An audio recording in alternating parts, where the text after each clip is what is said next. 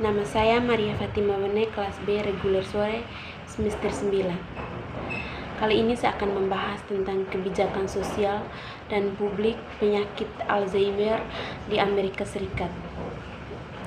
Di beberapa negara proaktif dalam menghadapi perbedaan luas dalam persepsi DA dan cara terbaik untuk mengobati individu yang terkena dampak. Kebijakan publik dan aspek politik AD di Amerika Serikat itu termasuk beberapa cakupan dimensi global dan kebijakan AD negara lain yang mencoba untuk melakukannya jika perlu. Defining Alzheimer disease dan dementias. AD adalah gangguan otak progresif dan invisible yang secara bertahap merusak usia seseorang, ingatan, penilaian, keterampilan, penalaran, kepribadian, autonomi, dan akhirnya fungsi tubuh. Meski penyebabnya tetap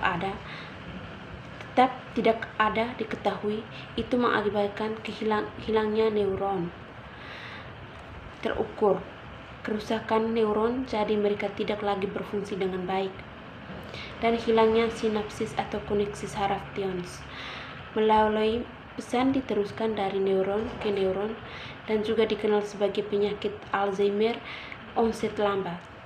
DA pada dasarnya adalah penyakit lansia dewasa, meskipun gejala pertama yang terlihat dapat terjadi lebih awal.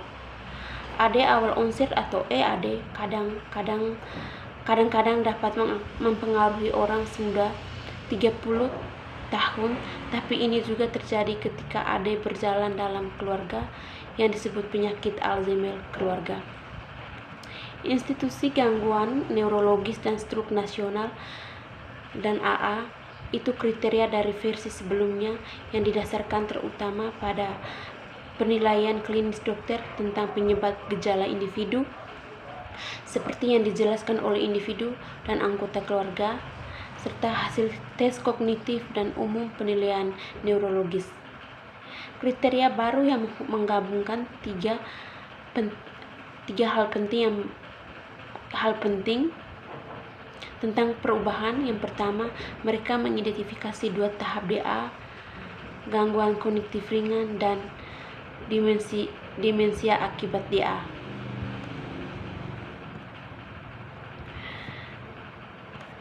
Penyakit Alzheimer dan dementias lainnya. Dalam beberapa kasus, individu dengan gejala demensi sebenarnya tidak memiliki, melainkan kondisi yang mirip dengan demensi. Penyebab gejala seperti demensi atom dapat mencakup depresi, efek samping pengobatan, masalah tiroid, kekurangan vitamin tertentu, dan penyalahgunaan alkohol yang banyak di antaranya dapat terjaga keamanan dengan pengobatan. Efek samping obat sangat menonjol di antara orang tua yang meresepkan beberapa obat untuk kondisi fisik kronis.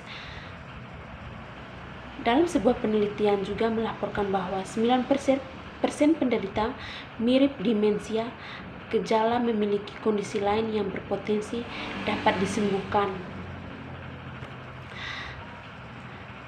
DA adalah bentuk demensia yang paling umum dan merupakan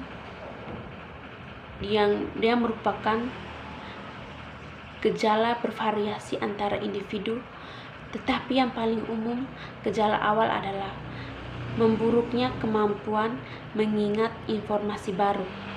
Ini terjadi karena neuron pertama yang dirusak dan dihancurkan dengan AD yang berada di wilayah otak yang terlibat dalam pembentukan ingatan baru. Sebagian neuron di bagian lain otak hancur, fungsi dan kognitifnya lebih luas, kemampuan memburuk, dan kecepatan perkembangannya gejala dari ringan ke sedang hingga parah bervariasi dari orang ke orang. Hasil kognitif atau QOCO MMSE terus digunakan untuk menyaring gangguan kognitif tetapi masih belum jelas bagaimana menafsirkan perubahan skornya dari waktu ke waktu untuk membedakan penurunan kognitif terkait usia dari awal proses degeneratif. Hal ini peneliti Kanada merancang alat QOCO untuk memungkinkan dokter melacak kognitif individu kinerja dari waktu ke waktu. Mereka menemukan itu QOCO 8% akurat dalam mengidentifikasi penderita demensia dan 89% untuk mereka yang tidak.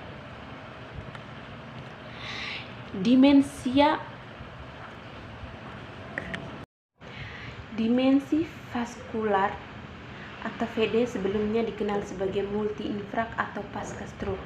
Demensia sebagai satu-satunya penyebab demensi menyumbang sekitar 10%, tetapi sekitar 50% pasien DA juga menunjukkan gejala patologis bukti demensi vaskular. Tidak seperti hilangnya memori yang berhubungan dengan DA, gejala VD lebih banyak memungkinkan besar akan mengganggu penilaian atau ketidakmampuan untuk membuat keputusan, rencana, atau mengatur. Kategori NASEM tentang gangguan kognitif. Penurunan kognitif terkait usia RECD atau kemunduran kognitif kinerja yang merupakan bagian normal dari penuaan, terkadang juga demikian disebut sebagai penuaan kognitif. Gangguan kognitif ringan atau MCI, gangguan kognitif yang telah mencapai tingkat kemunduran fungsi kognitif normal yang dapat diidentifikasi oleh individu, anggota keluarga bersama atau dokter. Gangguan kognitif cukup parah sehingga seseorang tidak bisa kesepian. GER berfungsi secara mandiri atau istilah ini tidak banyak digunakan di lapangan.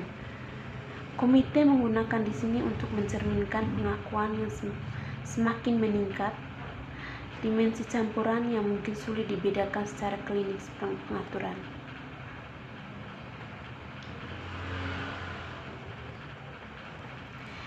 Heroes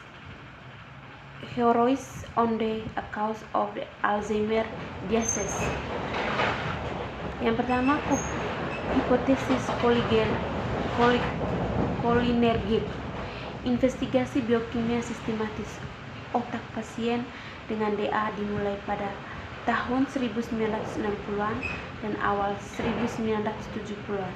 Harapannya adalah yang jelas kelainan neurokimia yang ditentukan akan diidentifikasi asalkan dasar untuk mengembangkan intervensi terapeutika. Kolinergi hipotesis difokuskan pada neurotransmitter, reseptornya, dan jaringan saraf. Hipotesis kaskade amiloid. Ketika ilmu kedokteran secara umum beranjak dari sistem neuroscience sehubungan dengan genetika dan biologis molekul, sebuah celah muncul untuk menggantikan hipotesis kolinergi dengan hipotesis yang dianggap lebih kuat, yaitu hipotesis kaskade amiloid. Teori ini mengusulkan itu akumulasi berlebihan dari peptida yang disebut beta amiloid di otak dan memutuskan komunikasi di antara sel-sel otak sehingga akhirnya membunuh mereka dan menyebabkan AD. Ketika protein besar disebut protein prekursor amiloid diaktifkan dan dipotong oleh protein lain menjadi bagian yang terpisah lebih kecil, dan dalam keadaan tertentu salah satu fragmen yang dihasilkan adalah beta amiloid. Meskipun memperoleh sebagian besar dana penelitian, tidak semua ilmuwan percaya bahwa beta amiloid adalah penyebab utama DA. Meski ada beberapa barisan bukti yang mendukung teori ini, ada banyak tantangan untuk itu. Untuk satu hal, beta amiloid yang terakumulasi dalam plak terjadi dalam penuaan normal serta AD Sekitar 30% orang dengan tanda-tanda demensia otak penuh dengan beta amiloid saat otopsi. Hipotesis tahu. Masalah dengan hipotesis amiloid ini telah menyebabkan banyak orang